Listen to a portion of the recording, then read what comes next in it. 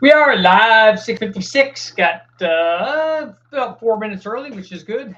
Last time I signed on was half hour late, so that's what happens. We had some of you guys may have seen some of the posting that I did on Facebook and Instagram. We lost one of our golden retrievers, so we're very sad about that. But still time to talk about cars. We will be doing a salute later on during the channel, during the live feed. But we're going to talk about the thumbnail that I put up today. Has, if you haven't had a chance to take a look at the thumbnail, you should. But it's a shot of things going on in the garage. And there are several things that are photographed and things that every garage should have, every car guy garage should have. One, you should have some kind of project car, usually in some state of disarray, because that's other. If they didn't call it a project car, they would call it a car. It would be out running around.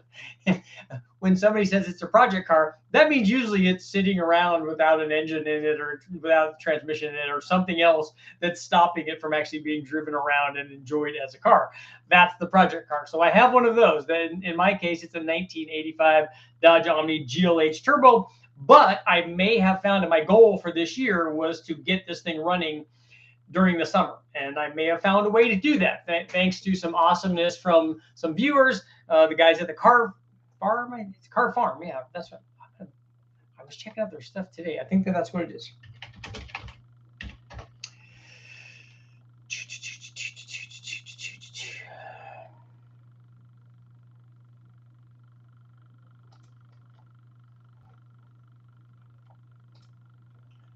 Take a look.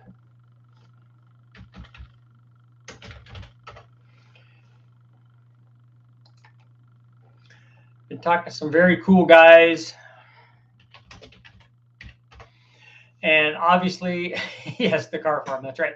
But obviously, they're diehard Dodge and especially 2.2 and 2.5 turbo guys. So we've been talking on and off about doing some things together, which will be very cool. And so it may facilitate me doing a very, very long road trip. But hey, that's what you got to do to get stuff done. And the cool thing is going there. One, it looks like a mecca of all of the things that I love. So, because to me, I me, I like spending my time at a wrecking yard. So walking around and all of that and oohing and awing and looking at all the cool car parts and stuff. And, even just like I said, accordion tubes or exhaust bends or intake manifolds or whatever it is, that's all just awesomeness. So to be able to go somewhere where they have all of this kind of 2.2 liter stuff, I think it's really cool because I've always wanted one of these. And now that I have one, what I want is it to be running. And then the next step from it to be running in some sort of stock trim, heck, even an NA motor would be fine. But the thing that I really want is this car to be running and be emissions legal in California, swapped as some kind of T2. So I want an intercooled version.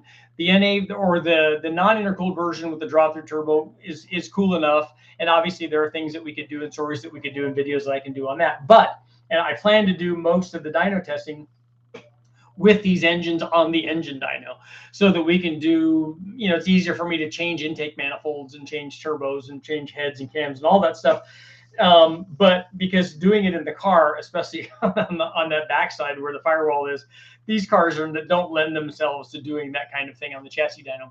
But I want this thing running, and I want it running ideally with an intercooled version of the motor. But I also want it to be, and I think it would be cool as a video to work with my buddy Mark Sanchez to get this thing, go through a ref station, get it all. We've talked about this, get it all emission certified, and I think that that's possible. And I think that these guys can help me out. And I think that it's just awesome the way that the viewers reach out and say, "Hey, look, we heard you talking about this, and we think that this is an awesome idea too."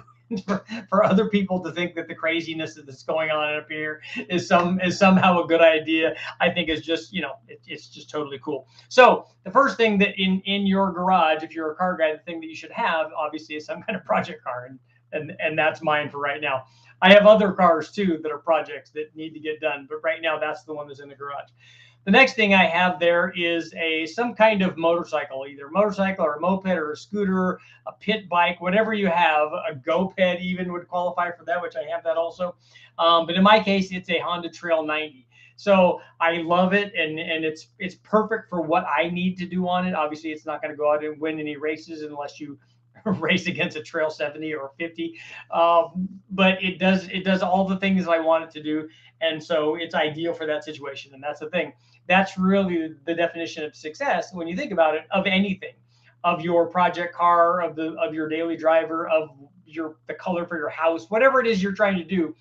There's something that will make it work and be a win for you. And it may not be everybody else's definition. It may just be yours, but it's yours. And that's very, very important. So you pick the thing that you want and you make that happen, and then you make it a success. And only you get to determine whether or not that is a success. For me, the Trail 90 is ideal. I had a DT 125. I love the bike, and I love those DT. I've had several DT 100s. This was the 125. I love the bikes. I think that they're very, very cool, and drove it around all the time. But this Trail 90 actually does what I'm asking it to do even better than that bike. So this is really cool.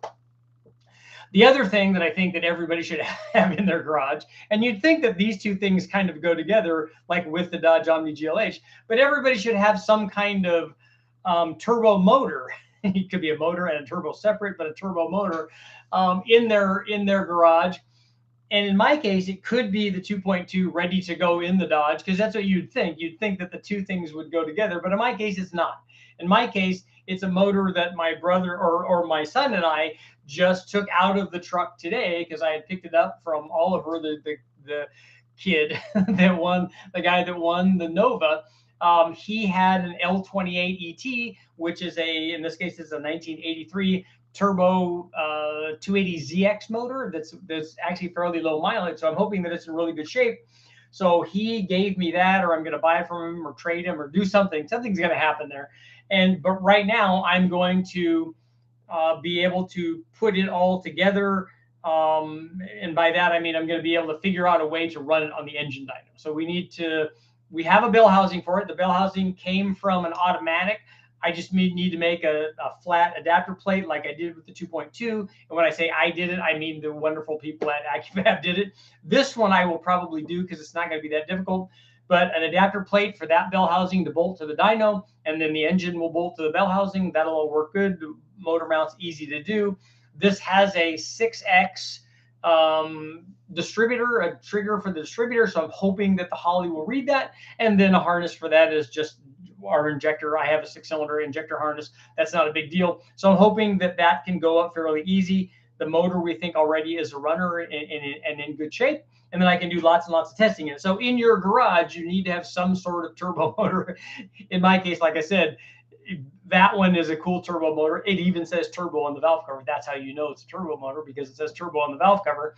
But it doesn't go with my other turbo car that they could go together. So if you have something that's an LS and a turbo, or a 2.2 liter or any kind of turbocharged thing, Volkswagen or whatever, then those can go together. So those are all things that you should have in your car guy garage. Obviously there's tools and things. And the other thing that I mentioned is sitting right next to the 280ZX turbo motor and next to the 2.2 liter Dodge GLH turbo is an engine hoist. So how are you going to get an engine in and out if you don't have an engine hoist? Mine is one of the folding ones. So it's nice because you can bring the legs up and stand it up, and it sits in it takes up minimal real estate because you got a lot of room going up to the ceiling, but floor space obviously is in short supply usually for most people in their garage, and mine's no exception because the car is in there, and there's obviously other things, but you have tools and all that. But an engine hoist is kind of a big thing. I have, if anybody's I'm in Vacaville, if anybody's in that area, I have another one of those that the young lady that had all the Pontiac stuff, she has one of those. It looks brand new. One of the folding engine hoists and a trans jack, and there was something else too. She has that stuff for sale. So if anybody's looking for a good deal and needs an engine hoist or those kinds of things, please hit me up and let me know, because it's just sitting there and she wants to sell it and turn that into money so that she can help out with her family. So that should work good. The trophy 4-cylinder is here. I'm going to be going down to Wastegate to do some testing on that and hopefully get that started, get that project started. Hopefully it's running and it will run, and we can do lots of intake tests and, you know, camshaft and cylinder head, not cylinder heads because it's only going to be one, but Pontiac heads on there. I'm eventually going to want to change the pistons in there so that we can put the later heads on there.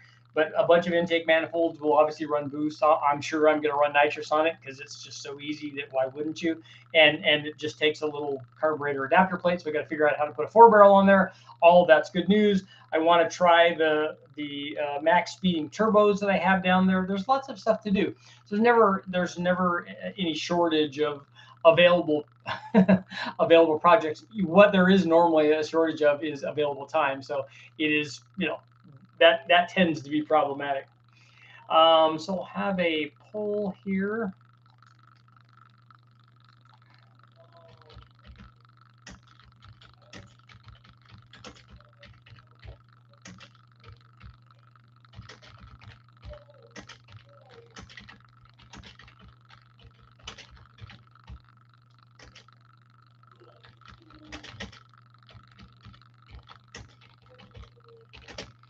Okay, so the poll for tonight we'll put the year here, 1985. Will the 1985 Dodge Omni GLH Turbo be made emissions legal with a GLH-S swap? Will that actually come to pass? Not can that be done, because we know that it can be done, but will that come to pass? Let's see what everybody thinks.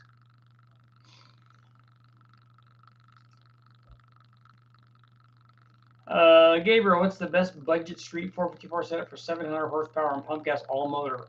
700 horsepower at 454 NA on pump gas is not going to be very budget friendly. If you're going to do it under boost, then that's a lot easier.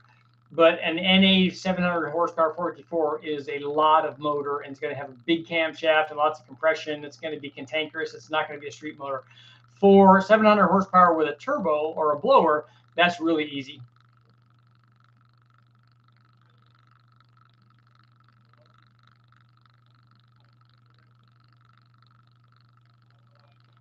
Good afternoon. Has there been an update on the 2.2 turbo that's getting the ported head? I haven't done any dyno testing on it. The motor's not even together, and I don't have the 2.2 liter turbo head back yet.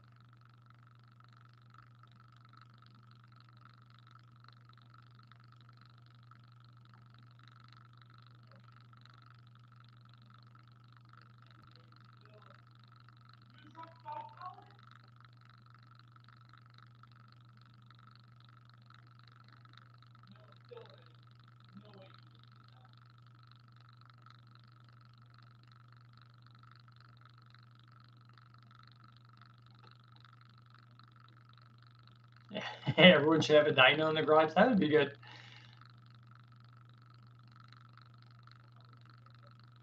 Bob, you've got a DT125, a 125, and a 175. My older brother also had a 175, which we rode that around a lot.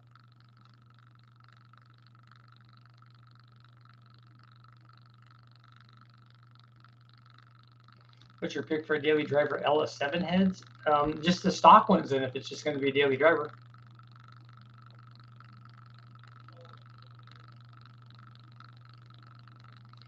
The mobile performance upgrades for the 2.2 car were pretty quick back in the day.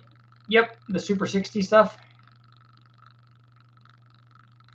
Omni GLH needs flat black direct connection decals. It already has a Shelby valve cover. One of the engines does, so it's pretty cool.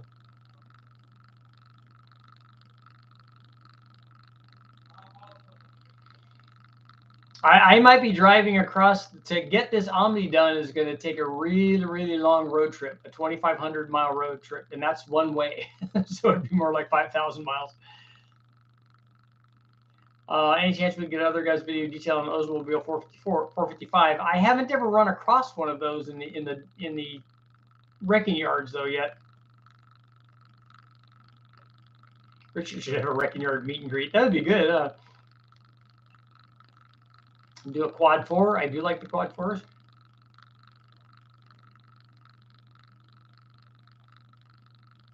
Just finished replacing power steering hard lines on my wife's van. Mopar problems.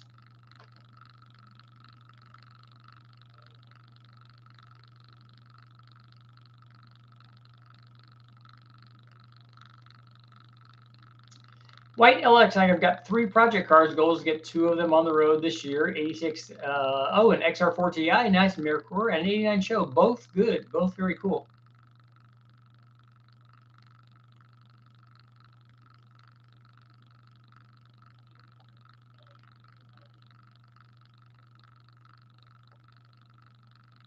Admiral wants a Boss 379.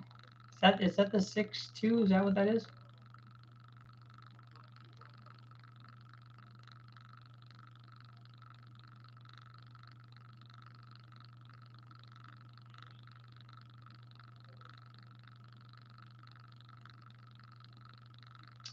Can you make it pass? Yes, but it won't be correct. It actually will be correct. We can get that you can do an engine swap in that car as long as you put all of the emissions equipment that came with the new engine, with the later engine, in that car. And actually, for 87 to an 85, the changes are very, very minimal.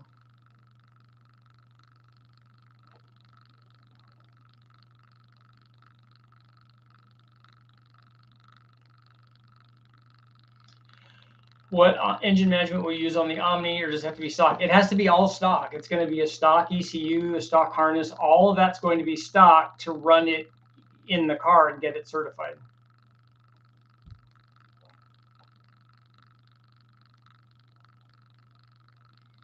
Do you trust Holly self-learn, or will pull or add time? We have not.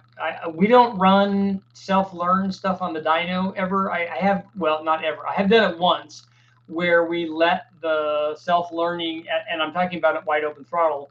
I ran the MSD stuff way back that they don't make anymore on a turbo motor and let it control the timing based on our input from where we wanted the air fuel to be.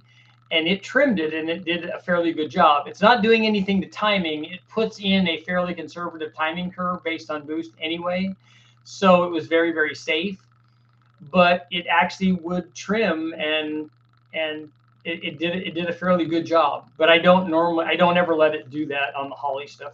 Not that it couldn't. I just don't ever do it. I run everything in open loop.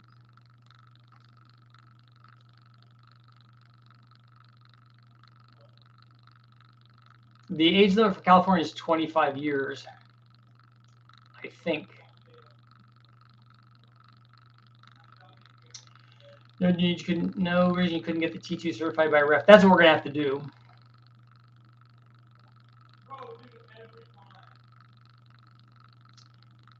Richard, weren't you supposed to talk about the sloppy mechanic stage 1 cam? I've never done a sloppy stage 1. I've never tested a sloppy stage 1 cam. I haven't tested the sloppy stage 2, and then I tested one of Matt's best cams. 75 and earlier are exempt in California. Do they stop the rolling exemptions? They're not continuing that, right? They're not continuing to ramp up in years, which they should.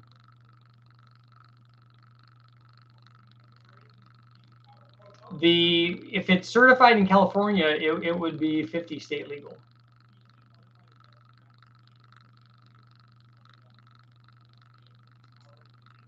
It would be certified elsewhere. I just want to have the intercooled version. I want to have my own GLHS.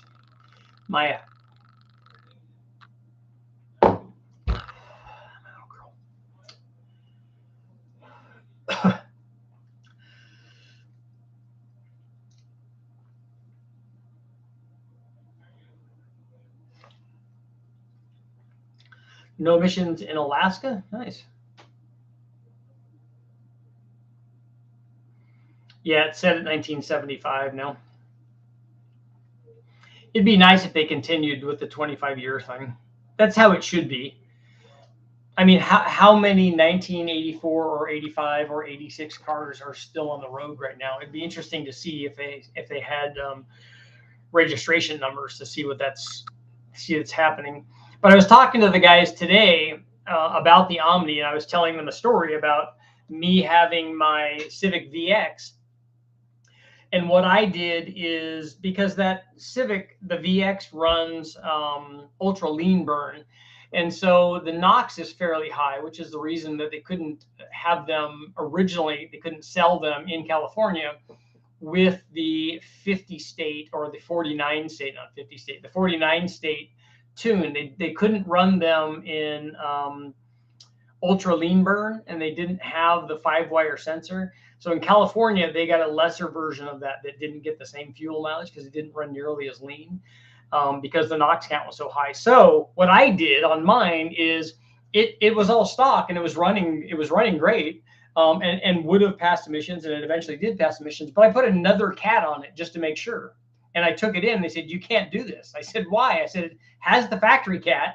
This is after the cat. And so I have another catalytic converter on there. And if anything, it's going to be even cleaner than it is when it was stock. Oh, but you can't do that because we don't know if your other cat just wasn't working and that's why you're trying to do this. I'm like, yeah, I understand that. I said, but it's still going to be cleaner and it's still going to pass. So it has a cat on. In fact, it has more than one cat on. Nope, you can't do that.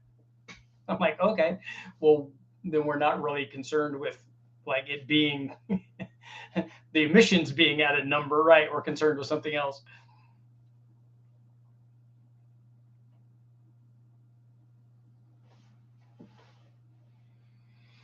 I'm dying to see how brutal torque steers. They have equal length half shafts, so it's fine. It's all good. Let's see where our poll is doing. Will the 85 Dodge Omni GLH turbo be made emissions legal with a GLH swap? 67% are saying yes, 33% saying no.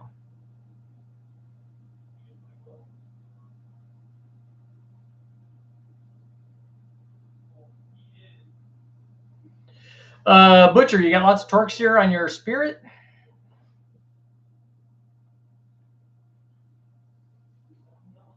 Alan, that's right. California smog laws go by zip codes. There are areas that are exempt from that.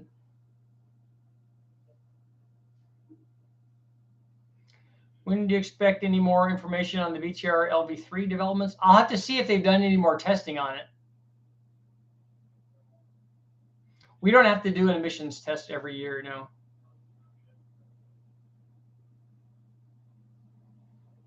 All turbo engines pass emissions without a cat. I don't think you could make that blank statement.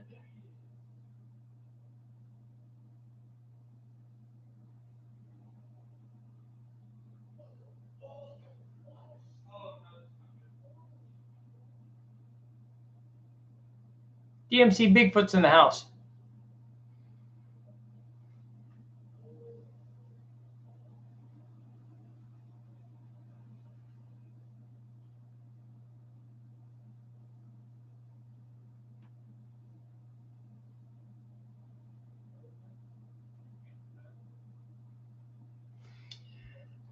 Let's see what was.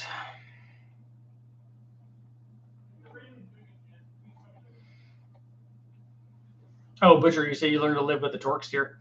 It's not that bad. I've driven lots of powerful front-wheel drive cars. Richard, what's a good oval port aluminum head for a 454 low-speed torque truck application? Not looking for high RPM power numbers, just the lower weight. You won't find. I don't think you'll find any better head for low-speed power than an Airflow Research 265.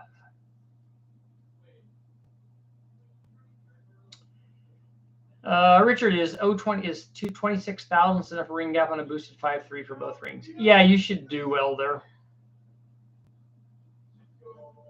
Where's a good place to get electric power steering conversion? I'm trying to think.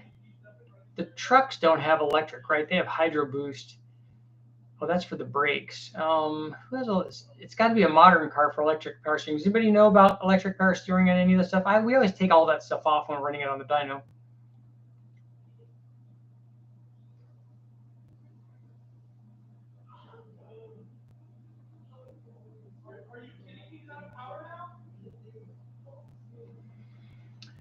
I hope BTR comes out with a Truck Norris equivalent for the LV1 and LV3 for selfish reasons. The camshaft that they have already for that is already good. It doesn't need to be a Truck Norris cam. Somebody's suggesting MR2 electric power steering.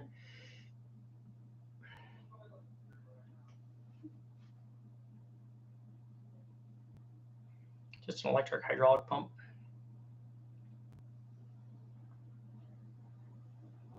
Oh, a 2014 GMC might have electric power steering.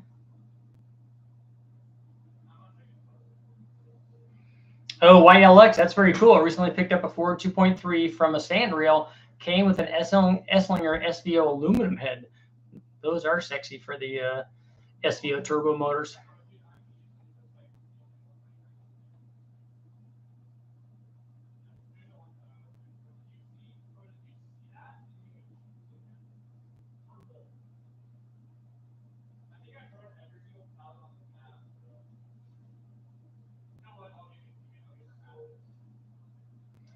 Pretty sure lots of people convert with junkyard Volvo electric power steering. So somebody's saying most of the newer cars have electric steering, F-150 since 2011, Mustangs and stuff. Saturn Vue also has a cool Honda power.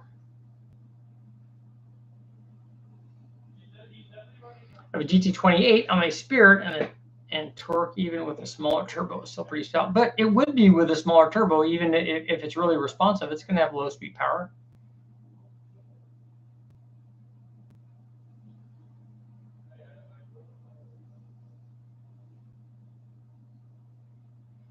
I've driven lots of front wheel drive turbo stuff on racetracks and stuff, so I'm pretty familiar with it.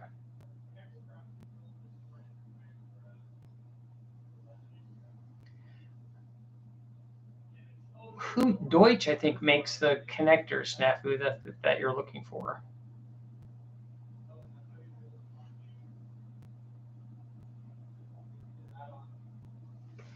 So we're up to 70% saying yes. I think more people should be saying yes, because that definitely could happen.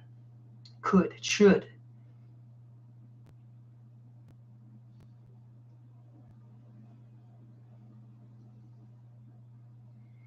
Frankie, I don't know anybody who does 4L60s who builds them for performance applications.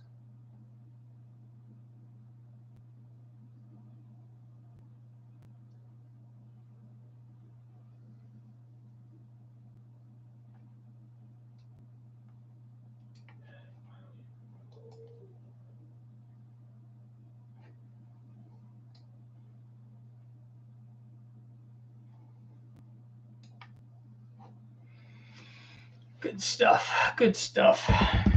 The video that I'm working on now is going to be we also put a rear sway bar in the Nova with Oliver when we did the rear bushings on the leaf springs, or not rear, but we did new leaf spring bushings on those for the rear leaf spring. We also did a rear sway bar, which I'm not not like it's mine, but I'm sure Oliver feels the same way, that it's just not. It's not ideally mounted, and I think it's probably going to come off, though.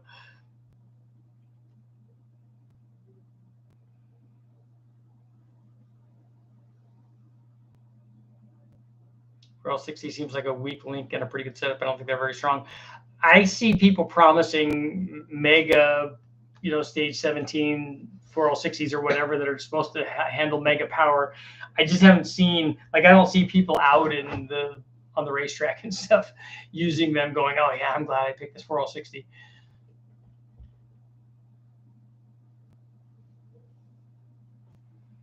Bigfoot, I'm not sure I understand if yours is a question or a statement.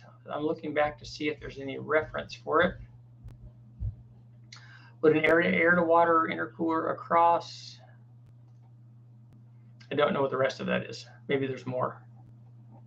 Somebody suggested precision transmission in Texas.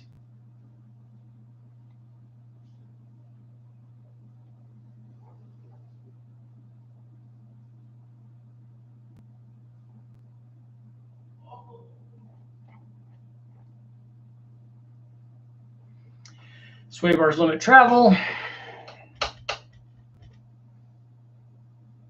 They will. They'll make it handle better. Is there a rear-wheel drive trans that will mate to a Mazda L series and the Ford Focus 2-liter 2.3s? Are you talking about the Duratec motors in the Focus? And I think that there is rear-wheel drive bell housings that will work with that.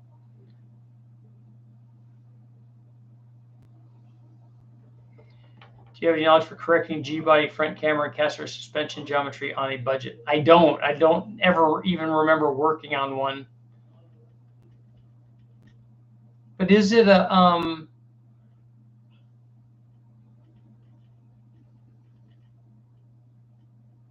so it's a lower control arm, a coil spring, a shock.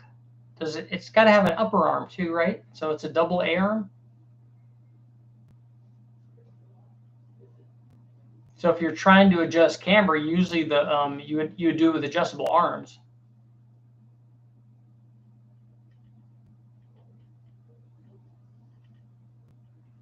Someone's also saying Phoenix transmission in Texas.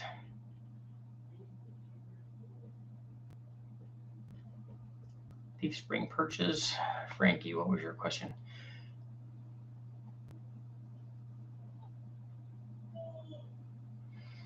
Should I buy Gen 6 big block Chevy heads over rebuilding the peanut ports? I can get a pair probably cheaper than getting a valve job done on the peanut ports. Yeah, you get them from the wrecking yard. They're pretty cheap. I don't know how much power you're trying to make. The Gen 6 is going to have a much smaller combustion chamber, and it's going to flow more than a peanut port.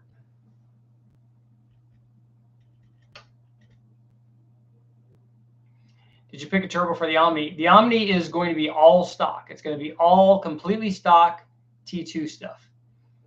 And then we will do lots of different turbos testing on the engine dyno with a 2.2 and a 2.5.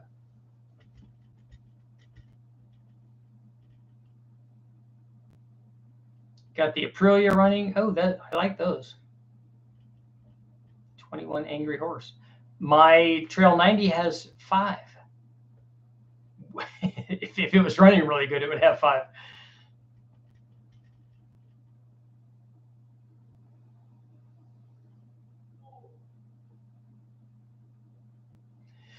Tom, if it's a double A arm, you adjust the camber by adjusting the length of the arms. You can adjust the lower arm in or adjust the upper arm out, and it's going to take negative camber away. Vice versa, puts negative camber in. Turbo and exhaust coating recommendations. Maybe a video testing them for boost applications and showing applications. Thank you for your knowledge. Awesome. Thank you very much for the support. I honestly don't think coatings will probably show on the engine dyno. I don't even know if they would really show on a chassis dyno, because we get a big variation in power from just one run to the other run from temperature. And I don't think the coating is going to change that very much. What it might do is allow the heat to stay in there longer so that you would have that response more often or quicker, more consistently.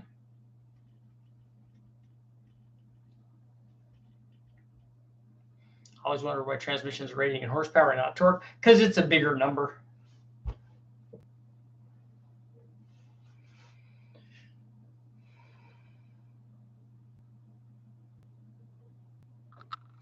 What do you think about a dual injector system where one injector runs gasoline or E85 and the other runs nitro? If you're talking about nitromethane, then it's not going to mix very well with gasoline. You'd be better off running dual injectors. Will help you make power, not from the change in fuel, although you could put E85 in one and gas. That mixes fairly well, obviously. But the position of the injector, if one is farther up the runner, you'll get more charge cooling and you'll make more power that way.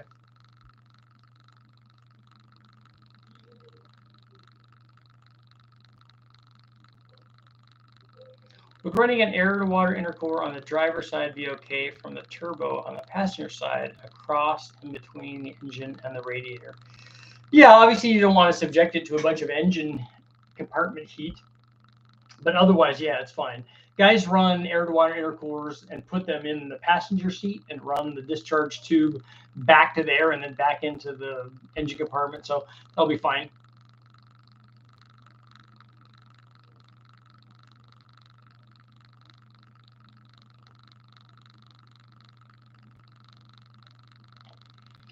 I'm worried about losing some of the off idle. Do you really want lots of torque production at 800 or 900 or 800 or 900 RPM? Is that really a concern?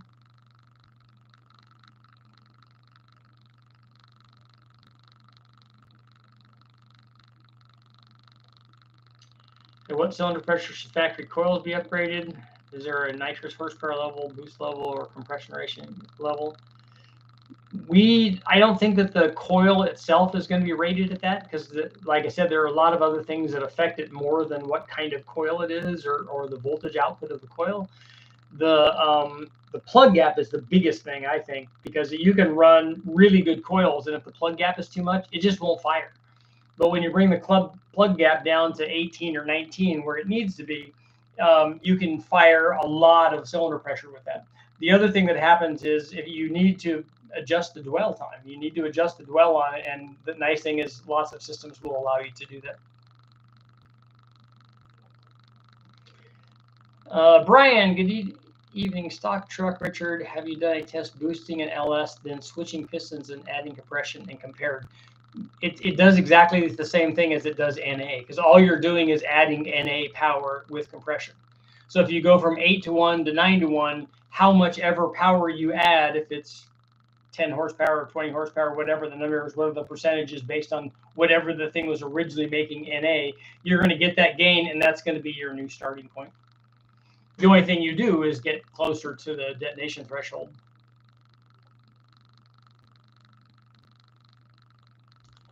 Would you do to increase power on a Honda ATC? There's lots of things you could do. Obviously, more exhaust flow, more intake flow. You could boost it.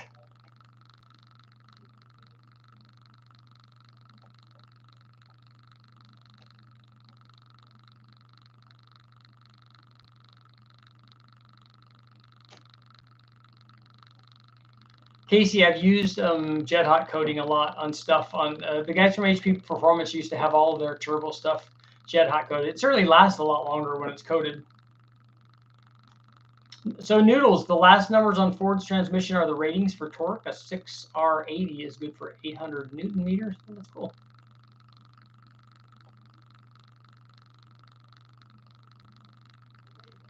Do they do piston tops and combustion chambers and exhaust? Is there a good TBI system these days, let's say for 600 horsepower? The new 4-barrel ones with the regular style injectors in them have the abilities to support that power level.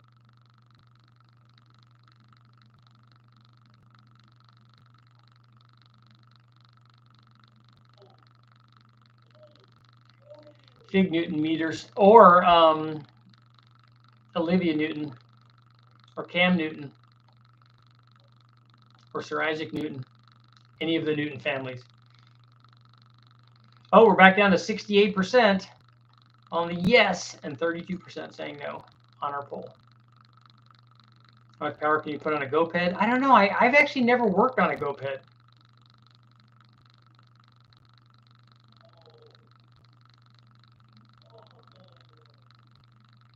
You ever watched any of Racing Ram fans videos? He had some cool Chrysler Ram stuff. Twin turbo 5.2. No, I haven't.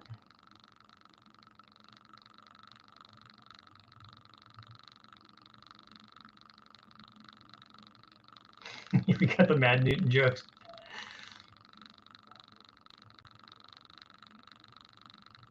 1,400 Newton meters. That's a lot of Newton meters.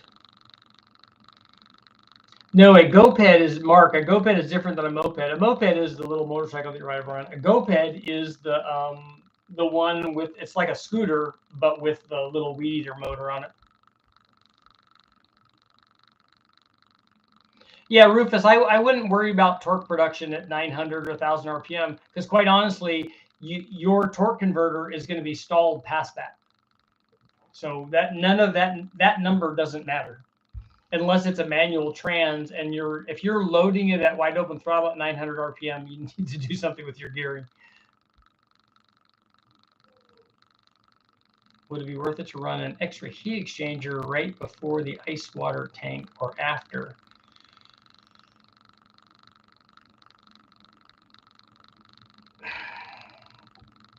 If you want a heat exchanger and you have ice water, you want the ice water going directly to the intercooler. You don't want to interrupt it with a heat exchanger. If you want a heat exchanger to cool the heated water coming back, you might try that. But my guess is it's still going to be below ambient. Have you ever done dyno testing on early 351 heads? I have not. I don't ever remember running any of the 69 351 Windsor heads. Hey, I do like Fig Newtons.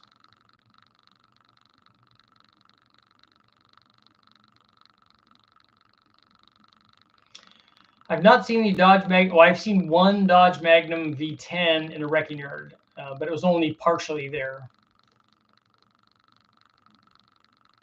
Oh, a 10 horsepower GoPed, Eric, would be pretty serious.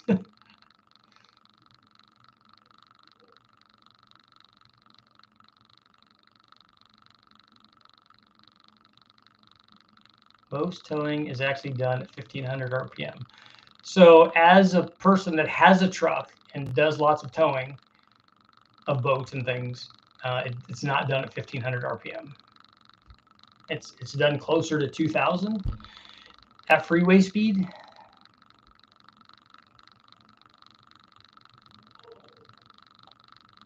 And also, if you're driving down the freeway, you're at part throttle. You're not at full throttle. Is there any good horsepower gains from using short travel flat tappet lifters over using standard travel lifters? They must just for high RPM valve control. I don't think you'd see anything down low on a short travel lifter.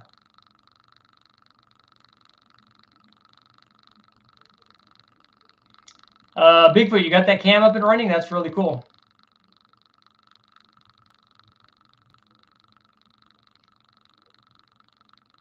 You ever tried using a 351 Windsor twin throttle body with a twin turbo deal? The twin inlets is not really going to do anything for you because they just go into a common plenum.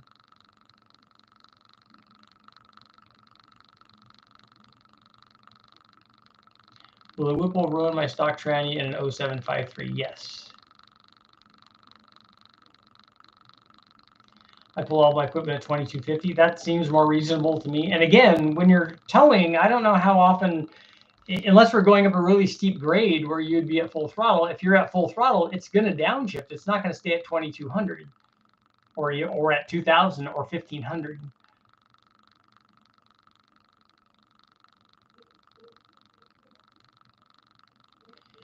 How much power do you think a Magnum would take with the appropriate ring gap? I don't know. I've never run one of them. I don't know what the weak link is in those. Richard will be using the cool two-piece intake like Shelby used on the. I'll be using the factory 87 if that's the one we're going with. A factory 87 Shelby GLHS Charger intake manifold.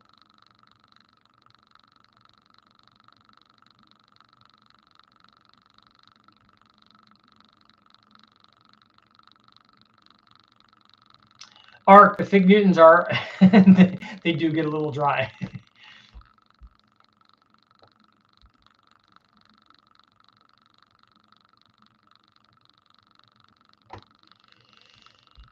What do you recommend for the transmission to handle a supercharged, a Whipple power on a 5.3? Well, if I was putting Whipple on, I also would put some kind of camshaft in it. And then maybe a different stall converter a little bit. And I don't know what you're doing with it, if you're racing it around or whatever. But I don't know which transmission you're going to use. Guys could tell you that a 4L60 will last a long time. I don't know. I'm not a transmission guy. I've heard that they won't. So I think what guys run when they're building racy versions of these things, they do a 4L80 swap. Don't forget to watch the movie The Wraith. Yeah, with a that's actually a twin turbo 2.2. Richard, the 85 and boost, what's the max compression you'd be okay with on the street? I wouldn't ever do it like that. I wouldn't try to get the maximum compression and have it be usable for the street, because I don't think it gains you anything. I think all it does is add potential disaster. So like I've had guys ask me, oh, can I run 12-to-1 if I'm running an intercooler and E85? Yes, you can. You could run 13-to-1. The problem is, though, that the gain that you get from that is nowhere near what it is from another pound of boost. And the gain that you get from that is nowhere near worth the closer that you get to the detonation threshold, because your tuning window shrinks way, way down. And I just, you know, unless you're building a dedicated race motor where you're in a class where you have to put the compression in it, I just wouldn't go up into that range.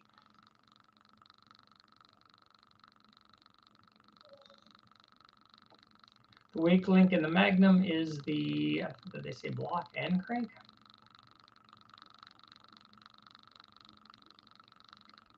Wake link in most Magnums is a crank and then the block. That's the Stu Davis Helmholtz tuned 2-piece. Always good to see you. I don't know what you mean by Helmholtz tuned. The Helmholtz resonance is the resonated frequency of the common or the plenum. It's actually not just the plenum. It's the plenum and the air intake, and then also one of the runners, and then half of the cylinder, and it gets fairly complicated. But I can tell you that the reason that intake manifold would be a lot better than the intake manifold I have, like on the in the car, the one that came in the car was actually very good because it was not a stock one. But the one that would have originally come in my car, that log style manifold was terrible. It had no runner length. It just had an ugly convoluted common plenum, basically bolted to the cylinder head. It was just awful. And so those having runner length are definitely going to make more power. One of the things I want to do on the Dodge is do an adjustable manifold.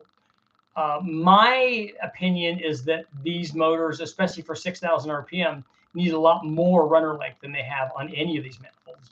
But we'll see. Maybe they got it right.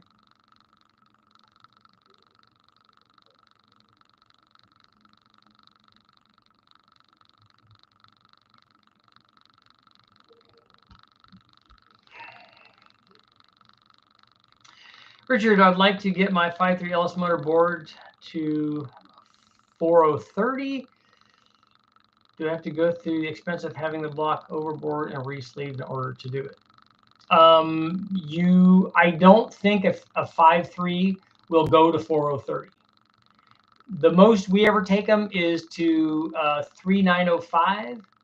We don't go to 4-inch, and we certainly don't go to 4030. You'd need to probably not do this. If you're going to do a 4030 bore, you should get a 6-liter block or go with a smaller bore. But at the very least, you're going to have it sonic checked.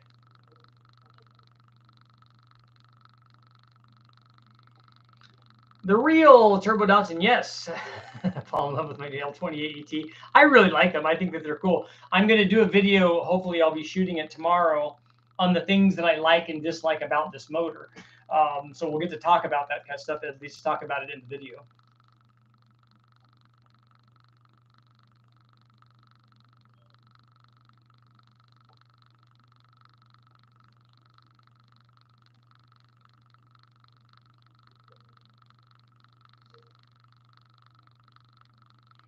So you're going to run the intercooler on your Omni. Yes, a GLHS version is the intercooled, is the 175 horse intercooled version. Intercooler, good intake manifold, more boost, all of the good stuff.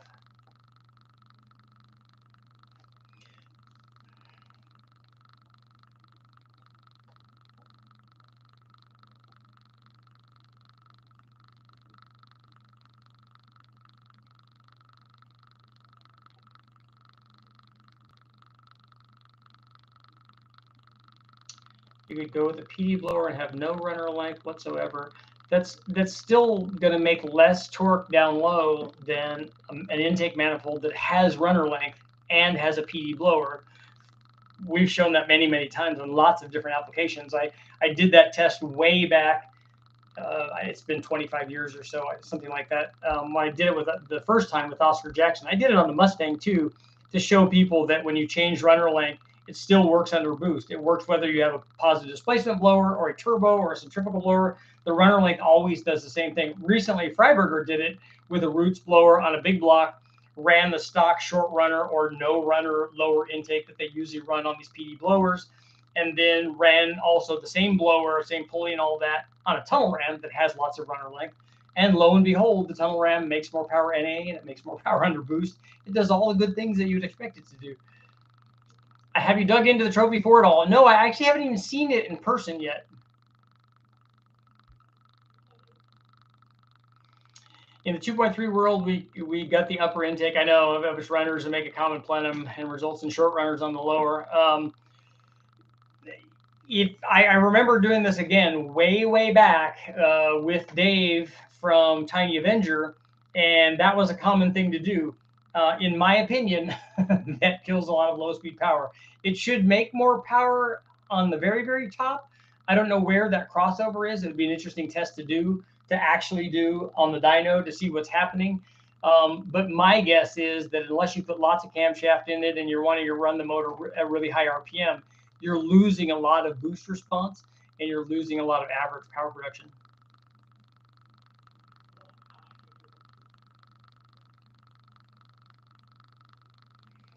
Brian, if I switched my daily 5.3 and an 07 out for a stock 5.7, how much would I notice it? It should feel a good bit more torquey. I mean, if you look at the power differences between a 5.3 and a 5.7 in stock trim, it's mostly noticeable down low.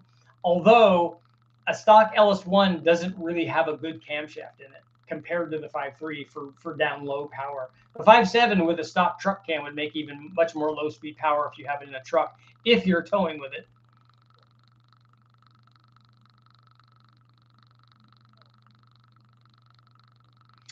Have you ever discussed low lift flow versus peak flow on a head and what translates to those in terms of the power curve?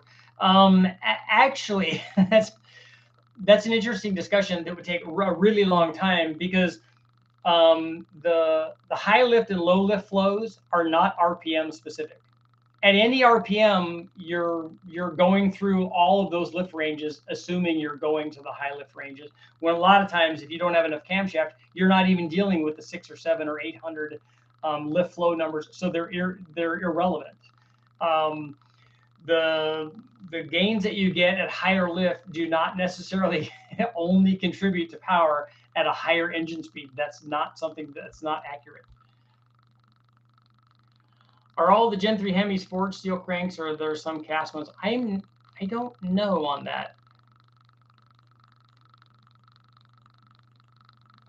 Yeah, John, the 6.0s are a lot more expensive, and I want to take I have a 4.8. I want to try to bore it to 4-inch to make it into a 6-liter, but I think what I'm doing is sacrificing that block, because I don't know how well it's going to work out. And even if it does, and it goes together and runs and goes on the dyno, that doesn't mean it will last very long. And also doesn't mean that it won't run hot and overheat. It won't do that on the engine dyno, because we have a constant, we have 2,500 gallons worth of cold water to keep it cold. And we run it at 140 degrees anyway. So it's not going to heat up during a run. But in a vehicle, that might be an issue.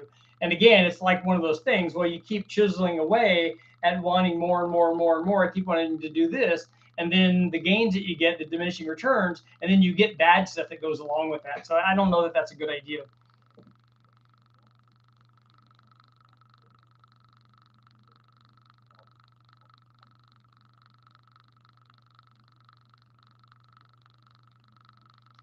Does boost dip off when VTEC engages? Boost will drop when VTEC engages, because you've changed the cam timing dramatically, and depending on how you have your VTEC set up, hopefully there's not a big jump or a big dip or a big drop in power. A lot of guys attribute that to, oh, the camshaft's got too much overlap in it, you can't run out on boost. No, that's nonsense. If it's making more power NA and you have it tuned properly, it will make more power under boost. And it's not unusual, because now the thing is more efficient NA. And this is especially the case if you have a centrifugal or a root style supercharger on there where the blower speed is fixed and it goes into VTEC, the boost pressure can drop. On a turbo, it shouldn't drop unless you have some sort of flow problem or wastegate control problem. If you tell the turbo that's a fixed 10 pounds of boost, it'll stay 10 pounds. It just keeps making more and more power.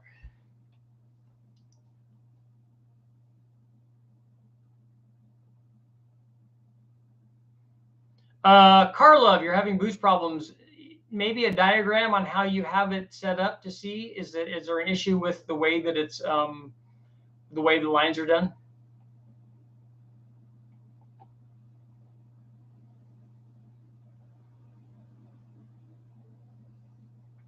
Doesn't more lift equal more torque? No, it's never that simple, Gary. Sometimes more lift is not worth anything. Like when you put rockers on and you go from a 1.6 to a 1.7 or a 1.5 to a 1.6 or a 1.7 to a 1.8. Sometimes you don't pick up anything. Sometimes if you don't have enough spring pressure, you lose a bunch of power because you get a bunch of valve flow. Sometimes it does nothing. Sometimes it does something. Sometimes it does more at the top. Sometimes it does it everywhere. It depends.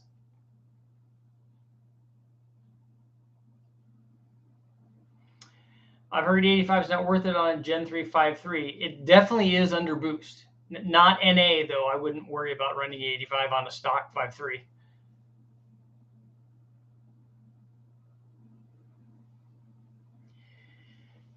Interested in a Hemi combo for a no prep big turbo power application, 1900 horsepower LS.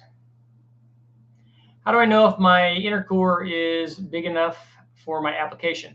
The good way to find out is take pressure taps before and after the intercooler. Like measure the boost pressure right before the intercooler and then measure it either after the intercooler or even in the intake manifold, although there might be some loss going through the throttle body into the intake manifold. You can measure it before and after the intercooler. And if you see that it's like 10 pounds going in and it's 5 pounds coming out, yeah, the intercooler is too small. If it's 10 pounds going in and it's 9.5 pounds coming out, there's not really a problem.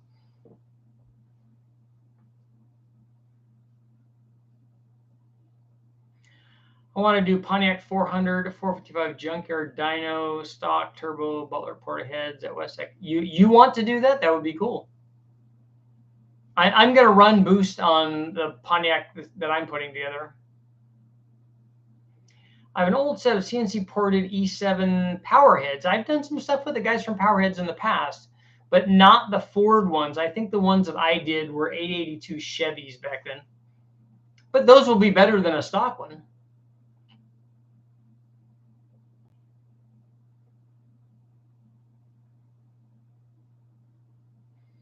Karlov, what is your wastegate spring that you have on there?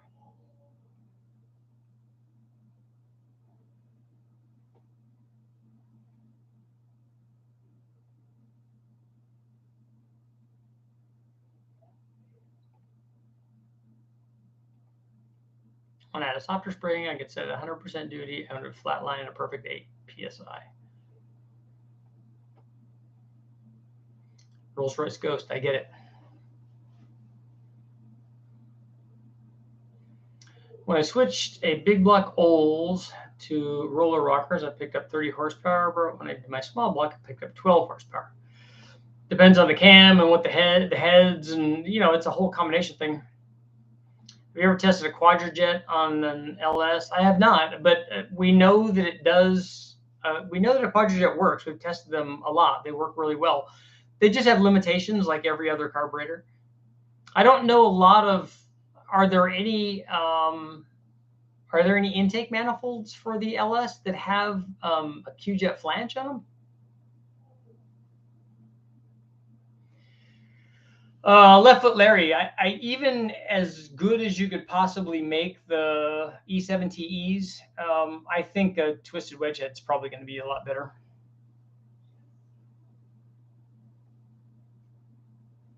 Do you own a maximum boost and turbo power books? Yes, I have both of those up there.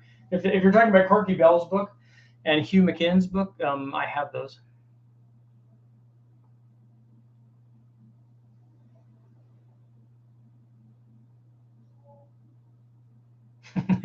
Noodles.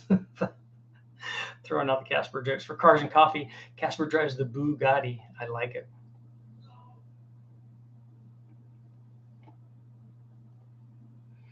What's a good temperature drop to see on an intercooler? It depends on the boost level, but 100 to 150 degrees is pretty normal. And if it's a good air to water setup, you can get multiple 100 degrees.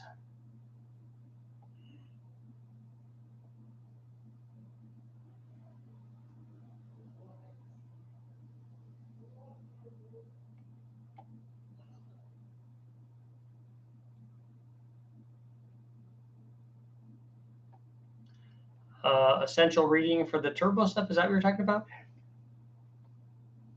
A lot of that stuff is kind of old, but especially given all of the turbo stuff that people are doing. Corky did all of that stuff way before this kind of LS craze.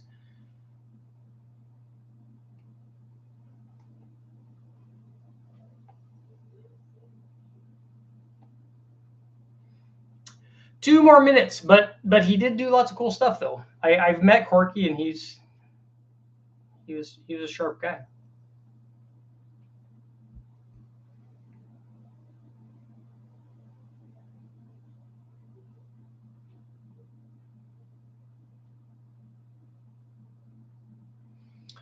Wheelbase, Richard, any benefits from trying to run the LS water temps lower? Yes, there's always lower water temperature is always better. It makes more power at lower water temperature. You want to make the maximum power. You want high oil temps and low water temps. You also minimize detonation, all of those good things.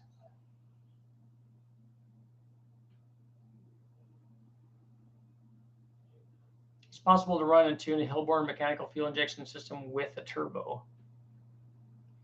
I would say yes, it can be done, but a mechanical injection system is difficult enough to get it to do all of the things like for race application, like for Bonneville, for instance. If you're going wide open throttle, you can get that tuned fairly well to go through the RPM range that you need to go through. To get it to do that and idle and drive at part throttle and drive around like for a street car, that's really much more of a tough problem. James, what's up? 2 more minutes. Would Big Red do better with an LS swap over a big block? No, they make more than enough power. Their problem usually is putting that power down. Timothy, quad 4 on boost definitely would be good. We run mechanical fuel pumps in methanol and street outlaws. Yeah, that's good. Sometimes that's the only way to get the kind of fuel flow and pressure that you need is a mechanical pump. Sometimes the electric stuff, the kind of power that you guys are making, if you're running a street outlaws cars, they need lots of fuel flow.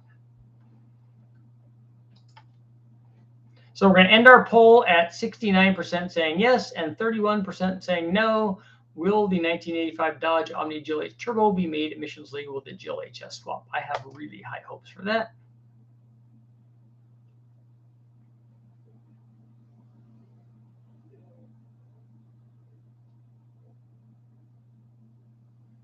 Ozman, so you got your 862 heads. They look okay, normal for use. Just do a razor blade rebuild on them and you're good, man. I haven't done any of the left foot. I haven't done any AMC motors yet. I'd like to do a 390 or a 401 or 360 maybe. Don used to have an adapter. We have 4150 to Quadrajet adapters, but then you're not really getting what the Quadrajet can do if you don't run it on a dedicated Quadrajet manifold because it's not open, so you're shrouding some of the bigger secondaries. I don't know that that's not going to show that what a Quadrajet can do. I don't think. Noodles. Speaking of quad fours, we've got a Beretta get together coming up. Oh, cool.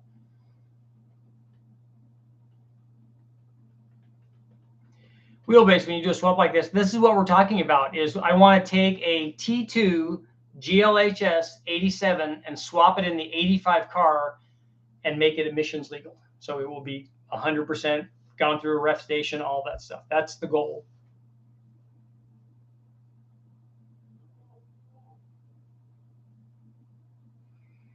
Ozman, they should be a good gain over the 317s.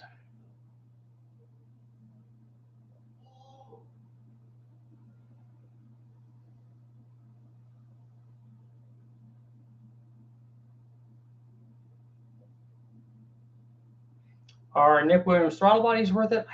I wonder if AccuFab does Nick Williams throttle bodies. The eBay stuff is not good. They don't seal very well.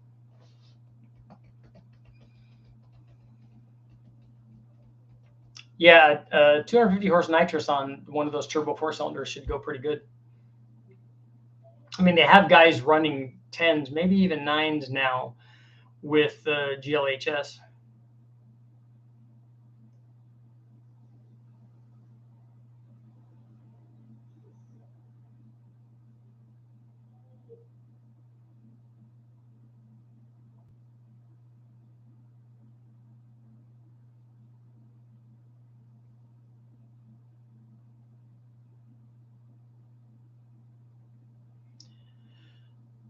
Jeff, I think it'd be hard to get a 360, especially any kind of stock one, to turn NASCAR RPM. So who's going to get the last question?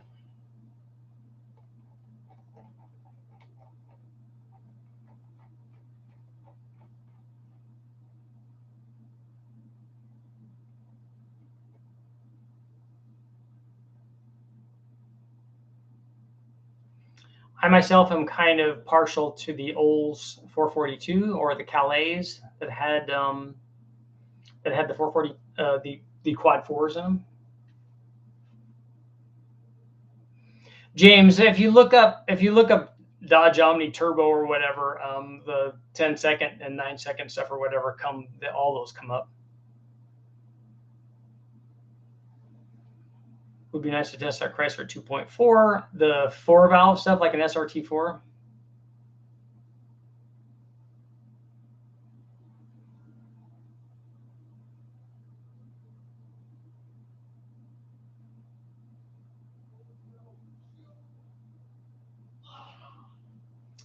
The Gala Supreme survived 14 pounds of boost.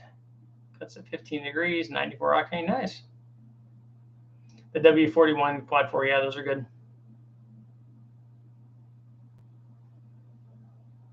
There's a good engine main seal. We use Felpro stuff.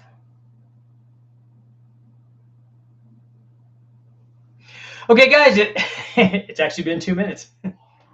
It's been a little more than that, but that's all right. Thank you guys all for showing up, and I'll be working on videos, and I will see you guys all tomorrow.